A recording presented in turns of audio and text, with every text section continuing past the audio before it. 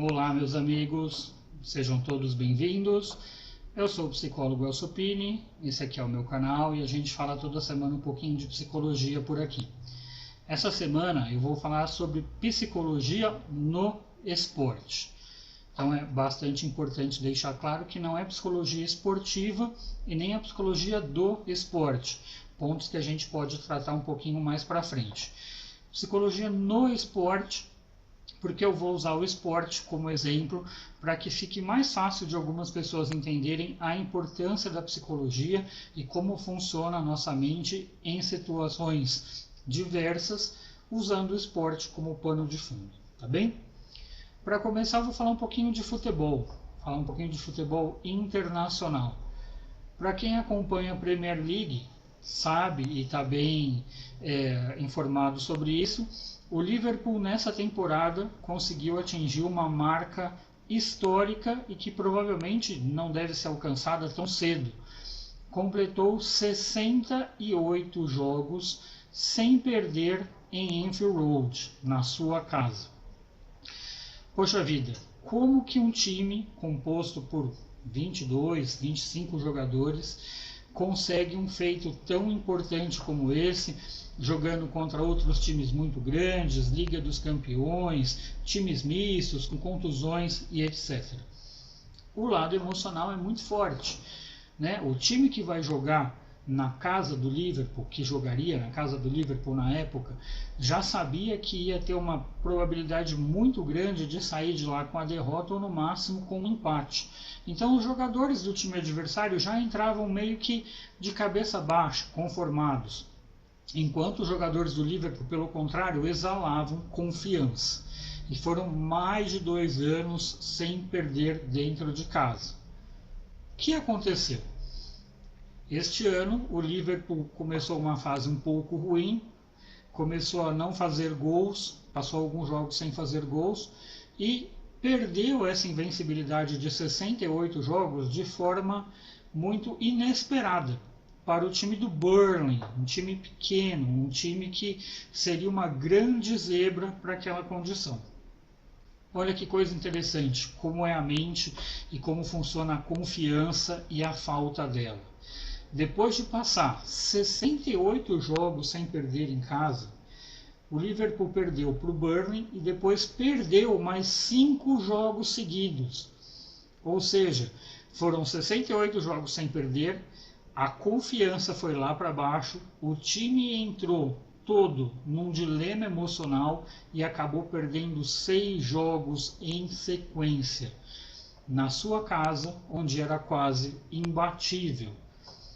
Depois disso, o time se recuperou, teve força mental, teve jogos sensacionais, acabou ficando os últimos 9 jogos sem perder novamente e conseguiu se classificar para a Champions League. Mas o que, fora a mente, fora a psicologia, poderia explicar essa mudança? Nada. Não há como dizer que são ausências de jogadores, lesões, nada disso. Está aqui, está na mente. A confiança acabou. A confiança para os passes longos, para os chutes, finalizações, gols perdidos. Certamente, como todo grande clube, tem o pessoal da área de psicologia do Liverpool teve que trabalhar intensamente para o time recuperar essa confiança e recuperar as vitórias. No mesmo campeonato, a gente tem um time chamado Sheffield United, que ano passado voltou à primeira divisão depois de muitos anos e era um candidato seríssimo para o rebaixamento. Acontece que o Sheffield United começou a ter partidas aguerridas, com força, e começou a ser um time difícil de ser batido.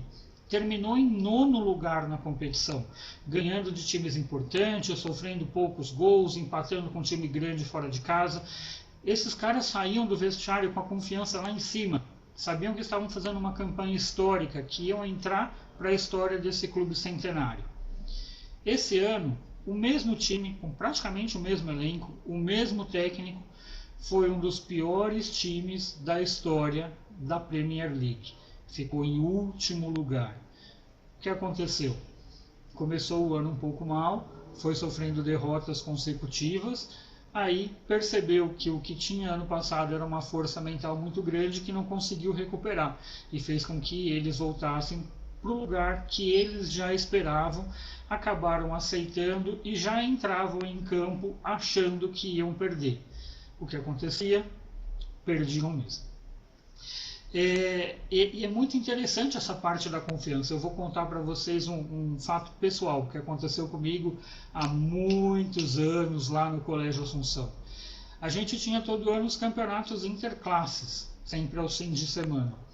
Eu estava na quinta série, era o campeonato de handball, e era o campeonato do chamado ginásio na época, que ia da quinta até a oitava série. Nós éramos os menorzinhos, eu era ainda menor, mas eu era goleiro, e eu era um bom goleiro de handball. Mas claro que sem muita expectativa para conseguir ganhar um torneio, porque nosso time eram jogadores de 11, 12 anos, e íamos jogar contra a oitava série, na melhor das hipóteses, meninos de 14, 15 anos. 3 anos nessa idade faz muita diferença. Acontece que no primeiro jogo, provavelmente foi entre as duas classes de quinta série, nós ganhamos e eu fiz uma partida boa. Claro que eu tomei alguns gols, não vou lembrar os placares, mas aquilo me encheu de confiança. Fomos jogar a semifinal contra um dos times da sexta série. Tranquilo, tudo bem. Fiz uma partida sensacional. E eu ouvia o pessoal da classe, os outros alunos sentadinhos na mureta ali da quadra, gritando, torcendo, aquela, passou um avião, e nele estava escrito a quinta série, campeão, e eu fui me animando. E todo o ataque da sexta série eu já sentia que ia defender, ou que eles iam ter muita dificuldade de fazer o gol. Chegamos na final, fomos jogar contra a oitava série. Era a derrota na certa, né? Os garotos muito maiores, muito mais fortes. Só que quando eu entrei para aquele jogo, eu estava me sentindo um muro intransponível. E foi assim um dos melhores dias esportivos da minha vida. Eu tomei tanta bolada, defendi tanta bola, que eu nem sei quanto e nem como descrever. Mas a quinta série, pela primeira vez, ganhou um campeonato de colegial lá no Assunção. Depois disso, houveram muitos outros jogos, muitos outros torneios. Quebrei o dedo fazendo defesas em jogos, mas nunca tive uma performance tão boa quanto aquela. Por quê? Porque eu fui ganhando confiança com o passar da manhã e fui achando que poderia fazer e fiz. O que provavelmente não aconteceria se a gente não tivesse ganho tão bem da sexta série, ou então se eu tivesse tomado alguns frangos e coisas desse tipo. Isso é muito, muito comum a gente ouvir as pessoas falarem: ah, amarelou, ah, fulano amarela, ah, o São Paulo não ganhava títulos até semana passada há muito tempo porque pipocava na final. Tem um outro caso bastante famoso, bastante conhecido, que é o vôlei feminino do Brasil. Ficou marcado por amarelar, pipocar em jogos importantes. Então, entre o período das Olimpíadas de Atenas, onde teve aquela semifinal inacreditável com a Rússia, onde o Brasil precisava fazer um ponto e tomou uma virada de 7, 8 pontos da Rússia, as meninas ficaram marcadas como amarelonas. E aí perderam o Mundial, depois perderam o Pan-Americano, e aquilo ficou marcado até que elas conseguiram ganhar o ouro olímpico em Pequim. Elas eram ruins? Não, não eram sensacionais. Qual é a chance de um jogo daquele se repetir e em 8 bolas o Brasil não finalizar um ponto para ganhar o jogo? Quase nulas. O que acontece? Errou o primeiro, errou o segundo, para errar os outros 5 era muito fácil, era muito simples, porque a confiança acaba. A mente fica completamente atrapalhada, os pensamentos começam a correr rápido demais e a pessoa não consegue focar, não consegue concentrar. Então, a cortada ia para fora, ia no bloqueio, o medo de errar já fazia com que elas errassem e assim por diante. Quando isso passou, quando elas encontraram a confiança, o Brasil foi quase imbatível no vôlei feminino por quase uma década. Vou pegar aqui, por exemplo, um caso também do futebol que aconteceu há pouco tempo. O Palmeiras e os pênaltis. Então o Palmeiras jogou duas finais que foram para os pênaltis, contra o Flamengo e contra o Defensa e Justiça. Contra o Flamengo, o Palmeiras precisava fazer um gol e acabar o jogo.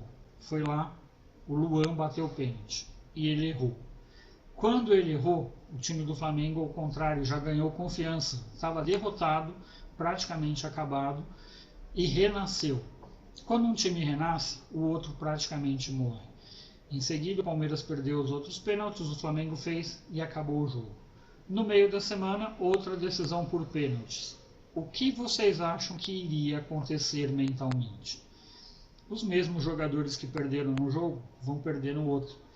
Porque a cabeça já está pensando nisso, já está olhando, poxa vida, chuva de críticas, o que vai acontecer? Ah, mas são jogadores profissionais, ganham muito bem, eles não podem ter esse tipo de problema. São pessoas. Todas as pessoas estão sujeitas a esse tipo de situação. Não é porque é multimilionário ou porque é miserável. A mente humana funciona dessa forma. Vamos falar um pouquinho de basquete. Nunca na história da NBA um time que estava perdendo por 3-1 nas finais conseguiu ganhar o título. Final de 2016, Golden State Warriors e Cleveland Cavaliers. Cleveland não ganhava nada desde 1962, quando os Browns ganharam um título na NFL que nem era Super Bowl ainda. Mas Cleveland tem um cara diferente. Tinha na época, né? LeBron James. Ele conseguiu ganhar o jogo 2, acendeu o sinal de alerta no pessoal de Golden State. Jogo 3 já não conseguiam mais fazer aquilo que precisavam, começaram a errar demais. Cleveland ganhou confiança, Kevin Love, Tristan Thompson começando a acertar, pegar rebotes, e LeBron James jogando 45 ou 46 minutos por jogo. Jogo 4, em Oakland, arena lotada. O time de Golden State não perdia 3 jogos seguidos. A história era contra Cavaliers. LeBron James foi lá e fez acontecer, fez as coisas mudarem. Força mental. A mesma força que não teve J.R. Smith em 2018, quando o jogo estava empatado e ele teve a bola para ganhar o jogo, fazer um arremesso de 3, o qual ele é muito bom, ele acerta a maioria, mas travou, congelou, teve medo, não arremessou, passou a bola e o jogo foi para a prorrogação. Golden State ganhou, não deu chance para a recuperação do Cleveland e foi 4-0, uma varrida naquele ano. Naquele time do Cavaliers tinha o Kevin Love. Kevin Love, anos depois, confessou, né, os problemas de depressão e ansiedade que ele sofria. Muita pressão, muita dificuldade. E a grande maioria dos atletas, como Michael Phelps da natação, por exemplo, se declaram, se abrem depois que se aposentam. Contam a depressão, a ansiedade, os problemas mentais que tinham, a dificuldade de lidar com imprensa, público, resultado, família, treinadores, e que levam a pessoa realmente a um estado muito forte, muito grande de pressão. Semana passada, no final da semana passada, no domingo, se não me engano, a tenista número 2 do mundo, Naomi Osaka, declarou que não ia dar entrevista após seus jogos. Foi multada em $15 mil pela WTA e anunciou em sequência o abandono do torneio de Roland Garros e mandou uma carta aberta, colocando em carta, por causa da dificuldade dela de lidar com essa questão, o seu problema de crise de ansiedade, o seu problema de depressão que veio após a primeira vitória em um grande slam, e se colocou lá como humana, para mostrar para todo mundo que não é fácil. Ela tem dificuldade de lidar com multidão, então jogar com o público e depois ainda ter que encarar perguntas, falar com a imprensa, é muito mais difícil do que se pode imaginar. Certamente ela vai continuar ou começar um trabalho terapêutico maior e mais forte para trabalhar isso internamente, e deve voltar nos próximos anos, porque talento ela tem e muito. Então, pessoal, esportista, multimilionário, feliz, consagrado, ninguém está livre da própria mente, ninguém está livre dos próprios problemas. Nós, meros mortais, como eles, também não estamos. É sempre importante procurar ajuda, é sempre importante entender que nós somos falíveis e é sempre importante tentar encontrar confiança e saber o momento para fazer as coisas. Se o momento não está bom, se a sua cabeça já pensa que a possibilidade é ruim, procure fazer outro momento, procure fazer outra hora, respire, descanse, porque se você achar que vai dar errado, a chance de dar errado é enorme. Muito, muito obrigado pela presença de todos vocês. Semana que vem a gente está de volta. Conto com seu like. Se você gostou, compartilha com seus amigos, com o seu pessoal. E se você ainda não segue a página, ativa lá o sininho, tá bom? Obrigado e até semana que vem.